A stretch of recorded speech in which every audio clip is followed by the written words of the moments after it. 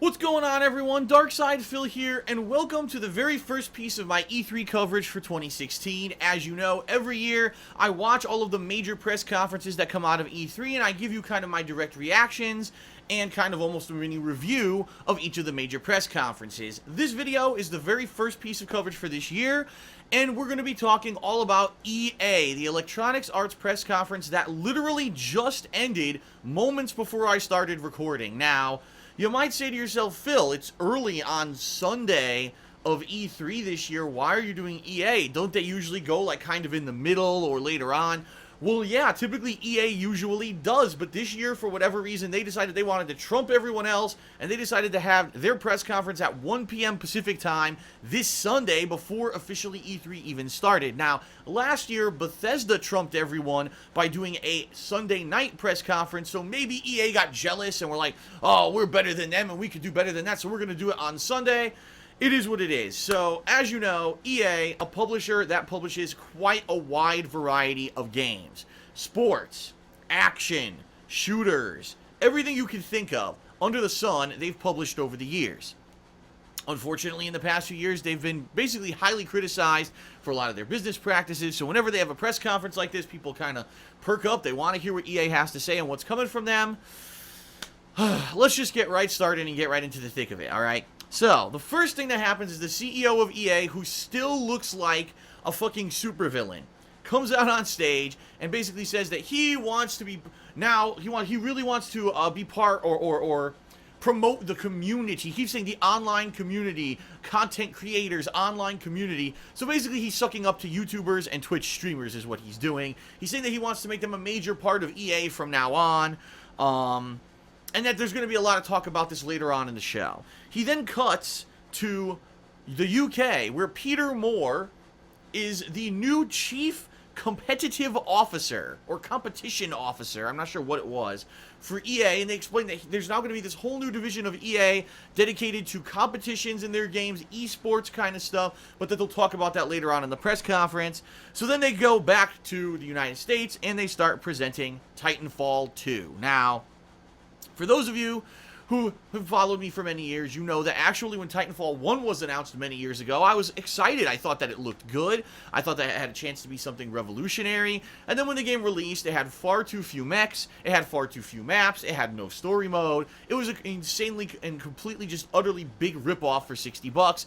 And ultimately, most people forgot about Titanfall after just a few months. By the summer, after the Titanfall had released, no one knew about it, no one was playing it, the game was fucking just dumped by everyone. But the problem was the game was so hyped at launch, it made a ton of money, so guess what?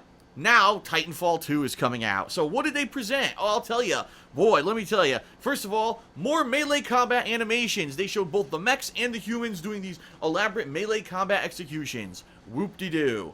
Then they showed a grappling hook, which you can now use to rappel to the top of buildings, or you can also hook it onto enemies to pull them towards you. The big culmination of this big gameplay trailer that they showed of Titanfall 2 was that someone ejector-seated from their mech, so then someone ejector-seated from his mech, and he caught him in midair with the grappling hook, pulled him over, and instant executed him hundreds of feet in the air. It looked epic, but how often are you going to be able to do that in the game? And quite honestly, out of the entire gameplay trailer, that was it. Like, there was nothing new. It didn't show any new mechanics. They didn't explain that anything was going to be dramatically changed. In fact, they said, oh, there'll be like 6 new mechs, you know, and you're looking at it like, it's the same fucking game with a grappling hook. Good job. Now, there was a major announcement that was actually leaked earlier today, and the presenter for Titanfall 2 seemed really pissed off that it had been leaked. He's like, gee, for those of you, the 6 of you who didn't hear the leak earlier today, Titanfall 2 is getting single player. So now this, I have to say, I find absolutely hilarious. Reason being, years back when Titanfall 1 was originally announced and everyone was like, well, is it going to have single player? And the game dev said, no, we firmly believe that this game is strong enough to have, you know, a dedicated fan base and people will buy it, and it doesn't need single player because it's focused on multiplayer and it's enough to be worth your $60. A few years later, here's the sequel. Well, we're giving you single player now. So obviously, they don't feel confident. They realize from history that most people who played Titanfall dropped it within a few months because there was no significant anything there, and now they're going to give you single player too.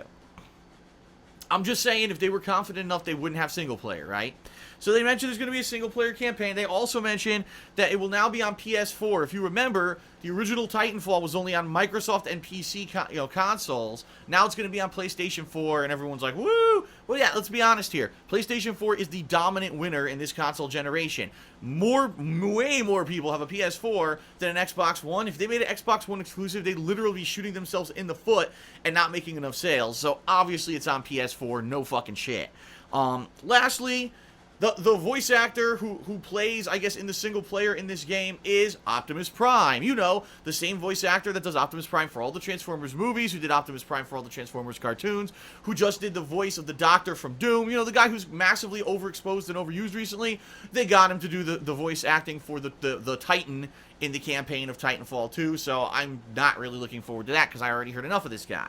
The game's coming out October 28th for anyone who's interested. I mean, obviously, yes, I'm semi-interested in it. Now, keep in mind that October is already a very busy month this year. In fact, I'm looking at my calendar, and there's like 3 or 4 other games within a week's time frame there that are going to be coming out, and I actually can't see that.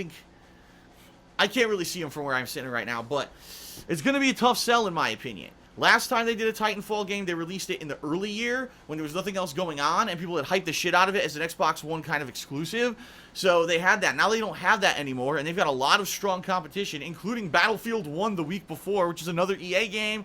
I don't know, but I'm interested. We'll see what happens. I might or might not play it, all right? All right. So now it's EA, ladies and gentlemen, and we all know that EA, because they publish the biggest sports games, have to have giant segments dedicated to them at E3. Now, I'm going to say this. I said this last year. I'm going to say it again, all right? Anyone with fucking 2 pieces of common sense in their brain would know that sports games are huge. Absolutely. If you look at Madden, if you look at FIFA, you look at these games, they make insane amounts of money. They're some of the best-selling games year after year, okay? But if you actually did the market research, you would find out that most people who play those games are hardcore fans of the sport and don't actually play many other video games. They buy Madden every year or they buy FIFA every year. They're hardcore fans. They watch the whole season. They're into all the news. They're constant in the social media of it. But they're not like hardcore fans of other games, and they're going to want to watch an E3 press conference. So I'm still staunchly of the opinion that every fucking year when EA wastes their time putting in a half an hour of their press conference to sports games, they've literally wasted half their time. I dare you to find a friend of yours or a relative who only really plays sports games and ask them if they watched E3 this year.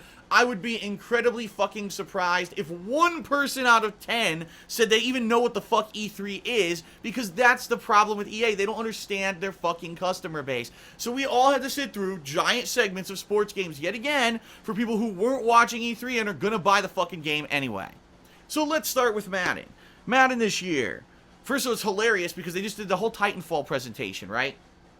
So they cut over to the UK. They cut to the UK audience with Peter Moore. And they showed a trailer for Madden, and Peter Moore goes, so what does everyone think about that?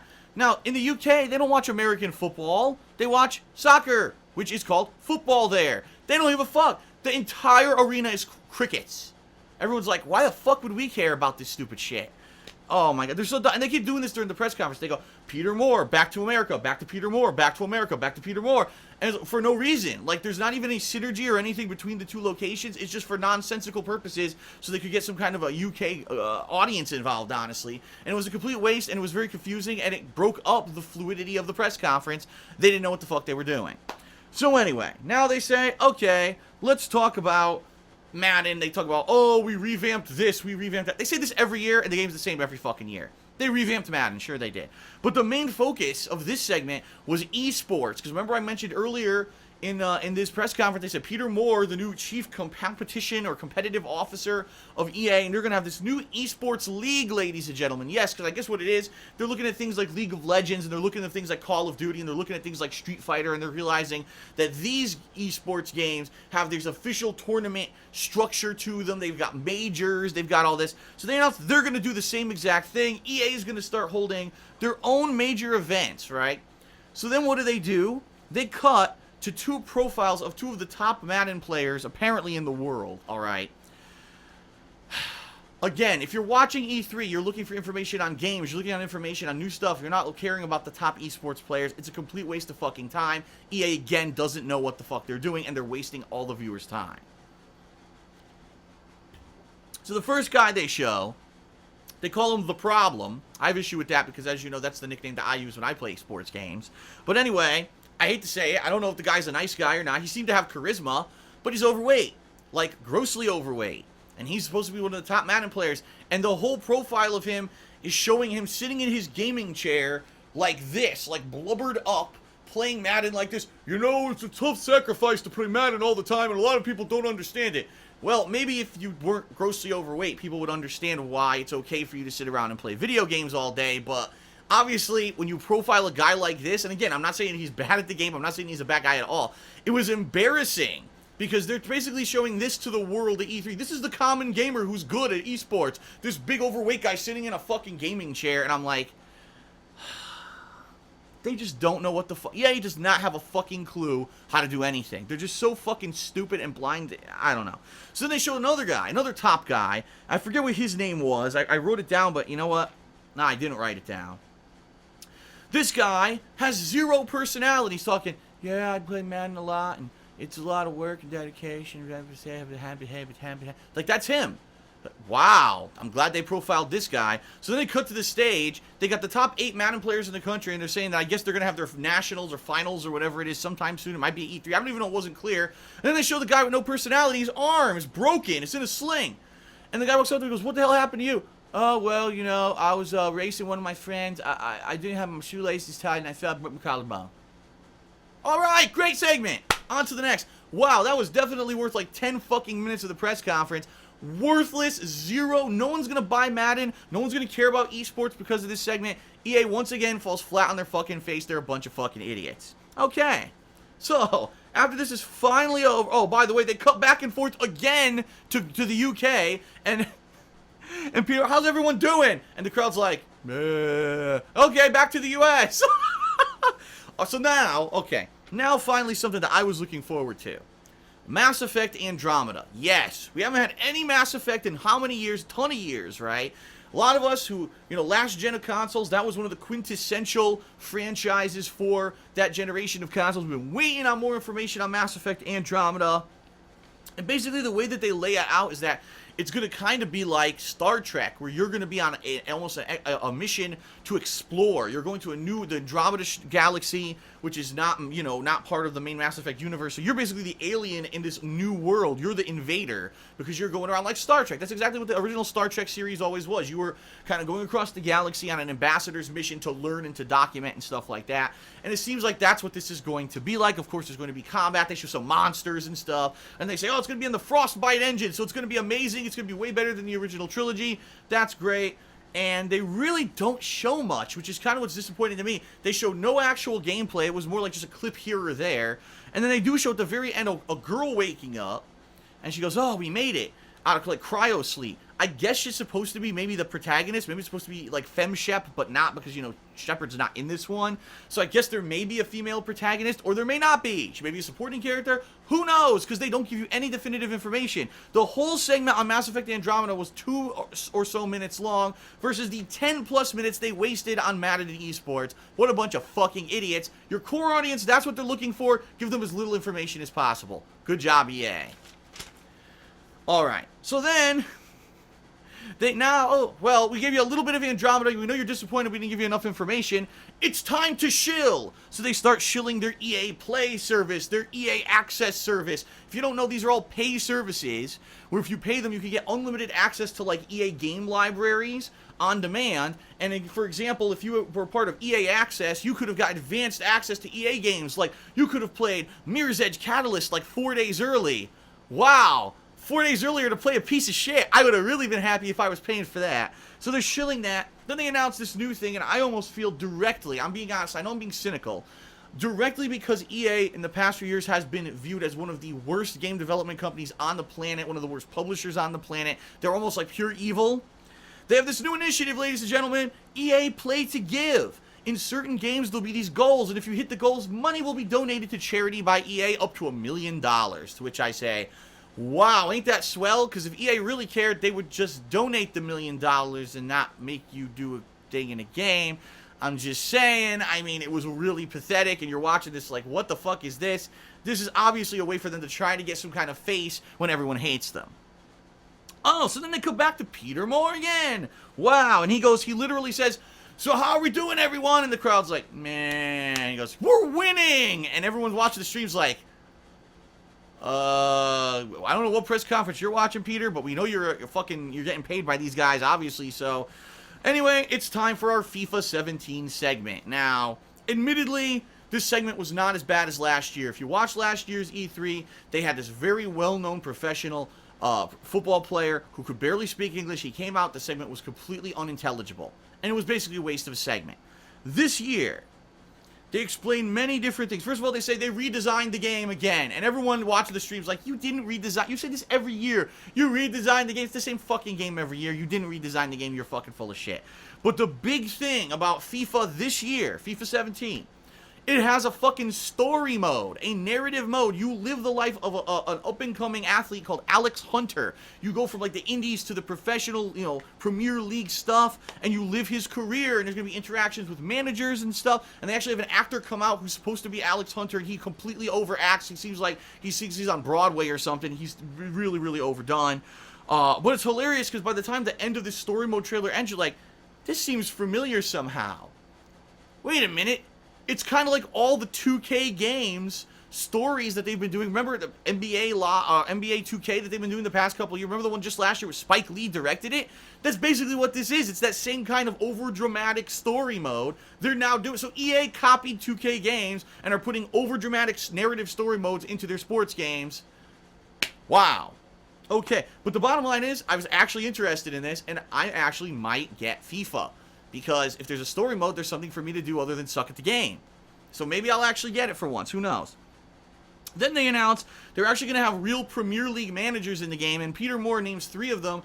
And then, to quote Peter Moore, Jose Mourinho. Now, I don't know if that's how you pronounce his name. I've seen all this news about him becoming the new, manager of Manchester United over the past month or so. There was all this stuff going on with football. And you might say, well, how does Phil know that? I actually follow a lot of people on Twitter who are from the UK and are heavily into football. So I actually learn about all this stuff going on, okay? So they walk him out. He's the big celebrity right now as managers go in football. He really is, because he's the new Manchester United guy. So he comes out and he's angry at Peter Moore because he's not in the game. Then Peter Moore says, you are in the game. But then they rib each other because Peter Moore apparently is a fan of Liverpool. Again, if you're not heavily into soccer, you have no fucking clue what's going on. And by the way, this segment, I'm not even kidding you, almost 15 minutes long.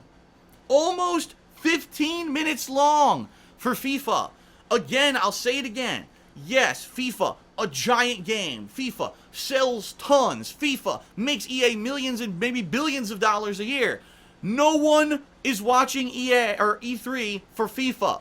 0 people. 0. The bottom line is the people who watch E3 are hardcore gamers. They want to know about all the new releases. They're watching it for all this.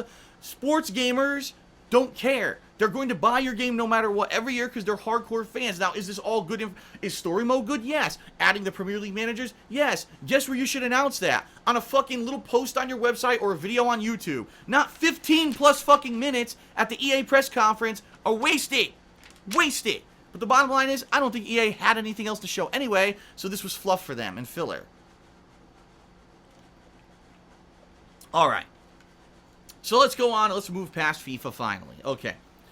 EA Originals are announced. And they basically, the way that they explained this is last year, they had Unravel. Remember Unravel? And they had the game dev come out with the little Yarny model, and his hands were shaking. It looked like he was going to piss and shit himself on stage.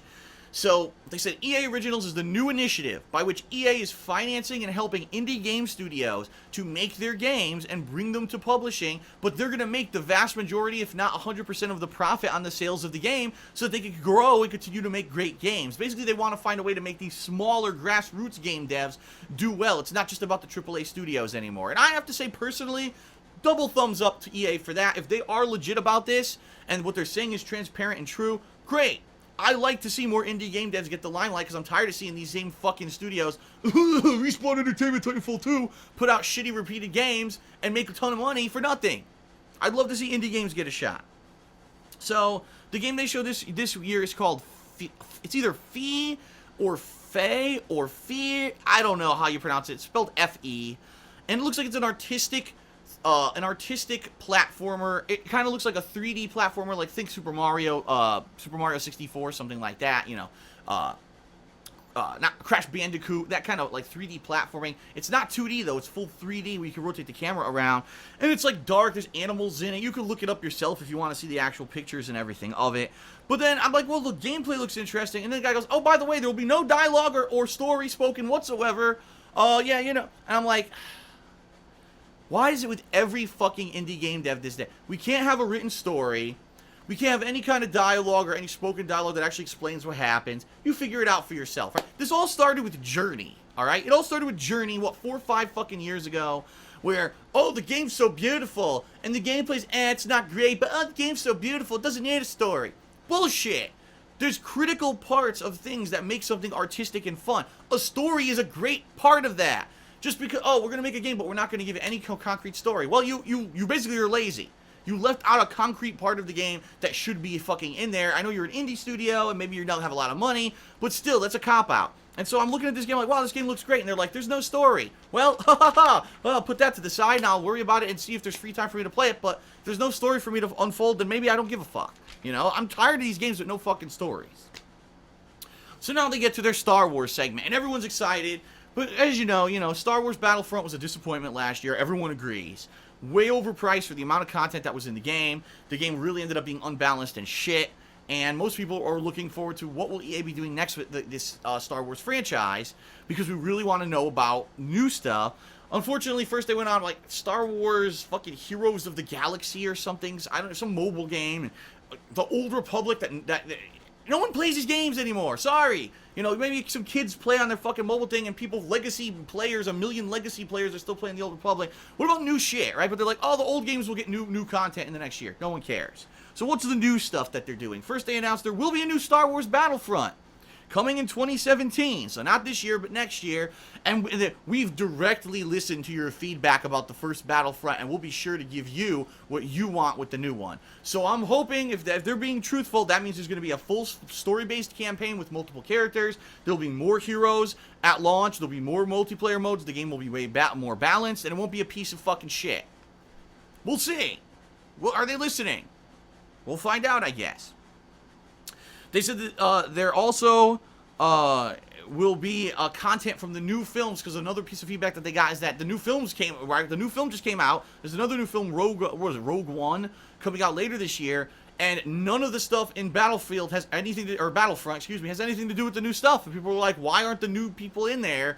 That's what we want. So they're saying the next game will have that. In 2018, Visceral Games is going to be making a new game with a brand new cast of characters from the Star Wars universe. Okay, Visceral Games, they've done some good stuff in the past, so let's see what they do with this. I don't know. There's no info. No pictures, no info, so you don't know what they're making, so you can't comment, right?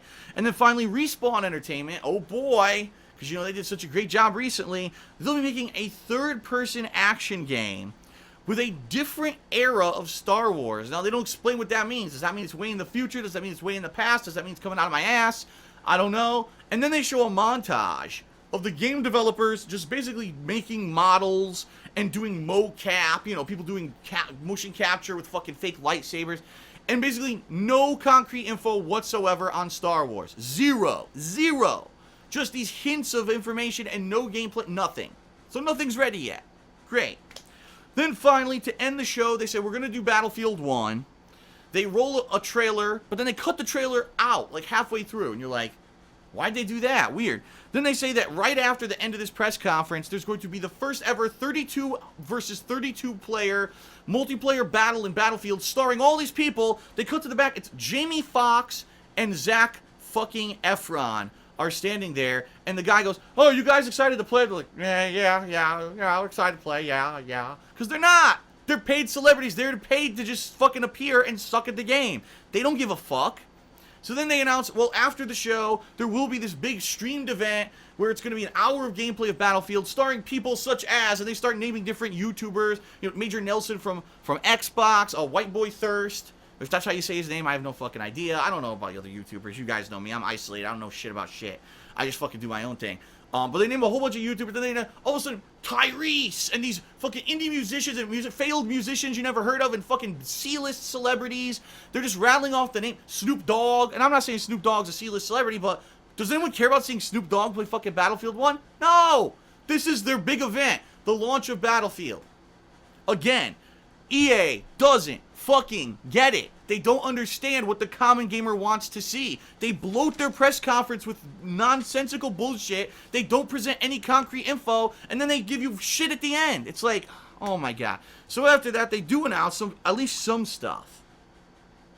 The open beta, there will be an open beta for Battlefield 1 during the summer. Thank God. Alright? Because I want to get my hands on the game. I'll be honest, I'm very skeptical now of these multiplayer-based games. As of late, a lot of them just end up being shit. And I think that an open beta is the right way to go. So that's going to be coming sometime this summer. No information on how to sign up for that or anything yet. Alright. So then they show the trailer again. And you're like, why are they showing this trailer again? And then they show the second half. The second half's much better than the first. They showed there's going to be blimps or airships, whatever you want to call them. Horses. You'll be riding horses. All this different stuff from the game. Alright. And that's pretty much it. It just ends out of nowhere, and then they say, oh, we're here, now we're going to show you an hour of gameplay of Battlefield. They then proceed to play a trailer.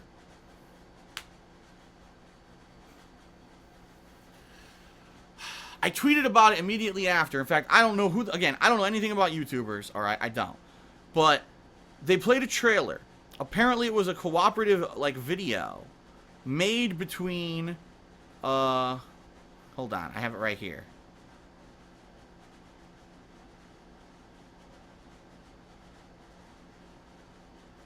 Sorry, I'm bringing it out. Okay. Stone Mountain 64 and Neebs Official. Do you know who they are? Because I sure as fuck don't. I don't care either. But they made this collaborative trailer to promote this 32-on-32 man event for Battlefield. It was the worst cringeworthy fucking thing. I wanted to gouge my fucking ears out because it just wasn't funny. It was just terrible voices. Fuck you. Seriously, that's not how you promote a game. Here's how they should have done it. Don't get fucking stupid semi-fake celebrities.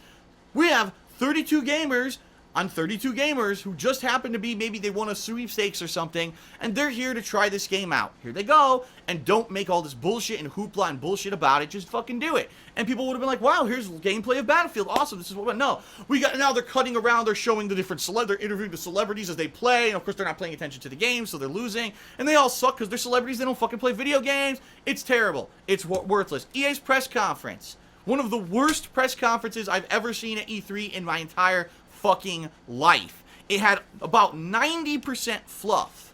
It had very little concrete info. The things you wanted to hear about, right? Did you care about Titanfall 2? Fuck no. No one cares about that. No one cares about Madden. We wanted to hear about Mass Effect Andromeda. Very little info. Very little fluff. How about Star Wars? Very little info. Just a little bit of fluff. Battlefield 1. Very little info. Just a bit of fluff. That was the press conference. It was like, why did I bother? I wasted an hour of my fucking life. I should have went and took an hour-long shit. Right? I could have fucking done anything than watch this press conference, and I would have had a better time. I learned nothing really besides maybe 2 or 3 pieces of very small bits of info. It was a waste of fucking time, and once again, EA has no fucking idea how to do a press conference, who their target audience is, who's watching E3. They fail, they fail, they fucking fail. This press conference sucked, and it was a terrible way to open up E3. I'm happy, though, that Bethesda is going later today, because last year, Bethesda knocked it right the fuck out of the water. Please let Bethesda do a good job this year, because I cannot take another one of this fucking this was so bad.